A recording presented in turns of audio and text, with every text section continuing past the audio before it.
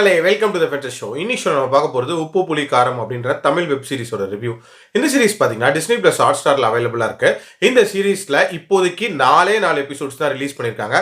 இன்னும் அப்கமிங் டேஸில் நிறைய எபிசோட்ஸ் ரிலீஸ் பண்ணுவாங்க அப்படின்னு சொல்லிட்டு எதிர்பார்க்கலாம். இந்த சீரிஸ் ஆக்சுவலாக பொன்வண்ணனோட ஃபேமிலியில் நடக்கக்கூடிய சம்பவங்கள் அப்படின்ற மாதிரி தான் நகருது. ஆக்சுவலாக பொன்வண்ணன் ஒரு மெஸ் வச்சு நடத்திட்டு இருப்பாரு. தன்னோட மனைவி மற்றும் பிள்ளைகளோட ஒரு வீட்டில் வாழ்ந்துட்டு இருக்காரு. அவரோட பிள்ளைகளை பொறுத்த வரைக்கும் பார்த்தீங்கன்னா மொத்தம் 4 நபர்கள் இருக்காங்க. அதுல ஒரு பையன் 3 பொண்ணு. அதுல பையன் தான் வந்து நவீன். இவர் வந்து கலெக்டர் ஆகணும் அப்படின்றதுக்காக படிச்சுட்டு இருக்காரு. அண்ட் அந்த வீட்டில் வந்து பொண்ணுங்க தான் வந்து வேலைக்கு போயிட்டு இருப்பாங்க. அதுல மூத்தவங்களான ஆயிஷா வந்து வக்கீலா இருப்பாங்க. ஒரு இண்டிபெண்டன்ட் உமனா தன்னோட வாழ்க்கையை நடத்தணும் அப்படின்ற ஒரு ஆம்பிஷனோட இருப்பாங்க.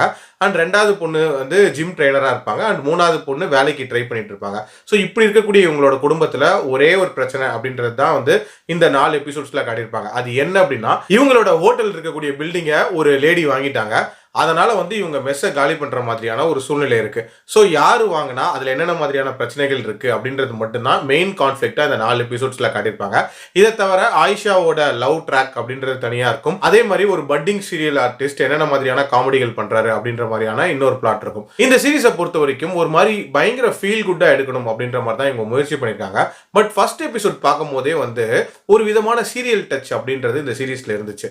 ஆக்சுவலி இதில் வரக்கூடிய அந்த காட்சிகள் அப்படின்றதுமே வந்து ரொம்ப ஃபோர்ஸ்ஃபுல்லாக வந்து கொஞ்சம் ஹியூமரஸாக வைக்கணும் அப்படின்ற மாதிரி வச்சுருப்பாங்க.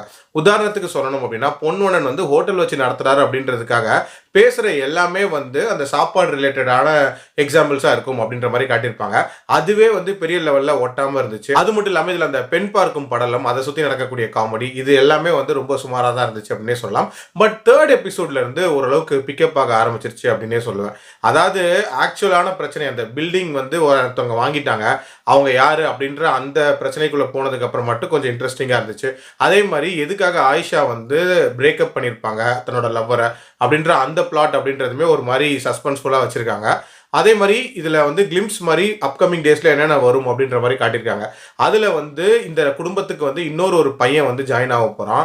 அந்த பையன் வந்து ஆக்சுவலாக பொன்வண்ணனோட பையன் அப்படின்ற மாதிரியான ஒரு விஷயத்த சொல்கிறாங்க. ஸோ அது எப்படி இருக்க போகுது அப்படின்றது அப்கமிங் எபிசோட்ஸில் தான் நமக்கு தெரியும். பட் இதுவரை பார்த்த வரைக்கும் ஃபர்ஸ்ட் 2 எபிசோட் கொஞ்சம் சுமாராக இருந்தாலும் அடுத்த 2 எபிசோட் ஓகே அப்படின்னே சொல்லுவேன். என்னோட ரேட்டிங் இந்த சீரிஸ்க்கு 2.75 இந்த 4 எபிசோட்ஸ்க்கு சேர்த்து. அடல்ட் கண்டென்ட்லாம் இல்லை, தாராளமாக பார்க்கலாம். மீண்டும் அடுத்த விமர்சனத்தில் சந்திக்கிறேன். நன்றி, வணக்கம்.